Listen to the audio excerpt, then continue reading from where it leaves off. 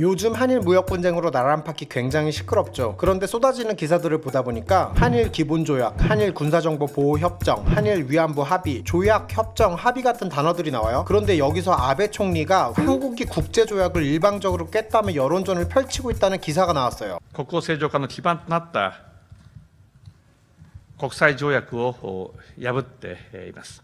자, 조약, 협정, 합의의 차이는 뭔지, 그리고 이게 뭔데 아베가 이렇게 말을 하는지 좀 알아보도록 하겠습니다. 먼저 조약과 협정, 합의를 간단히 정리를 하면 조약, 협정, 합의 셋 다 모두 국가 대 국가가 맺는 약속이에요.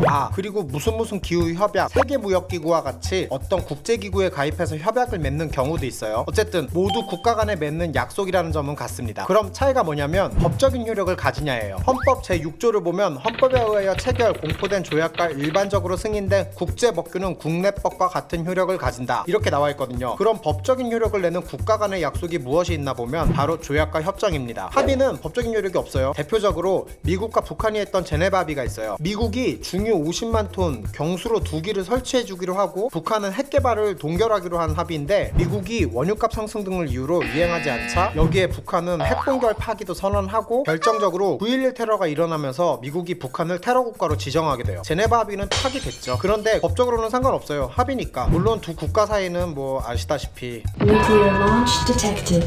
다음으로 조약과 협정, 법적인 효력을 낸다는 점에서는 둘 다 같은데 이 둘도 차이가 있어요. 바로 절차의 차이. 조약은 국가 간의 협의를 한 뒤에 그 사항들을 보통 각국 국회에서 동의를 받는 절차를 지킵니다. 협정보다는 엄격하죠. 협정은 보통 국회 동의 없이 행정부끼리 협정 맺는 걸 얘기하는데 아무래도 조약보다는 절차가 줄어들죠. 그럼에도 조약과 같이 법적인 효력이 있어요. 이렇게만 보면 간단한데 문제는 각국 국가 간에 맺는 약속이라 그런지 이름들이 좀 중구난방해요. 국회의 동의를 얻는 절차를 다 지키는데 협정이라고 하기도 하고 법적인 효력을 가지는데 합의라고 하기도 하고, 예를 들면 한미 FTA 협정, 이거 보면 협정이거든요. 그런데 국회의 동의를 얻는 절차가 있었어요. 일단 헌법에서는 국가에 중대한 영향을 미칠 수 있는 사안들은 국회의 동의를 얻도록 하고 있어요. 꼭 명칭이랑은 상관없을 수도 있다는 거죠. 이러한 것을 봤을 때 조약, 협정, 합의 이런 명칭으로 구분하는 것은 국가 간의 약속의 종류가 이러한 것들이 있다 구분하는 정도만 보면 될 것 같습니다. 중요한 것은 어떤 내용을 어떤 절차를 통해서 맺느냐 이거죠. 아무튼 이 영상에서 말하고 싶은 것은 국가 간에 맺는 약속이 이렇게 세 종류가 있다는 것. 특히 국내법과 동급으로 법적인 효력을 내는 조약 그리고 협정이 있는데, 국회의 동의를 얻는 절차가 있는 협정 외에도 대통령의 비준만으로 맺는 협정도 법적인 효력이 있다는 점입니다. 지금까지 국가 간에 맺는 약속의 종류에 대해서 한번 간단하게 알아봤는데요. 이러한 조약 및 협정에 대해서 우리가 관심 있게 봐야 하는 이유가 이것이 우리 국내법과 동일한 효과를 내기 때문이에요. 직접적으로 우리 생활에 영향을 미칠 수 있다는 거죠. 심지어 국회 동의 없이 행정부만으로 법적인 효력을 낼 수 있는 협정을 맺을 수 있다는 점. 그러니까 아베가 니네 우리랑 조약 맺었는데 니네가 깼어 라고 얘기할 수는 있는 거죠. 법적인 효력이 있는 한일 기본조약, 이것을 일단은 박정희 정권이 맺었으니까요. 물론 저렇게 얘기한다고 저 주장대로 되진 않겠죠. 많은 주장들이 있고 그것들이 대치하고 있는 상황이니까요. 결국 지금과 같은 상황에 처하지 않기 위해서라도 우리가 두 눈 부릅뜨고 허튼 협정하고 오지 않는지, 민주적이고 정당한 절차로 국가 간 협정을 맺는지 지속적으로 관심을 가지고 의견을 내야 합니다. 이게 영상의 핵심이에요. 뿅.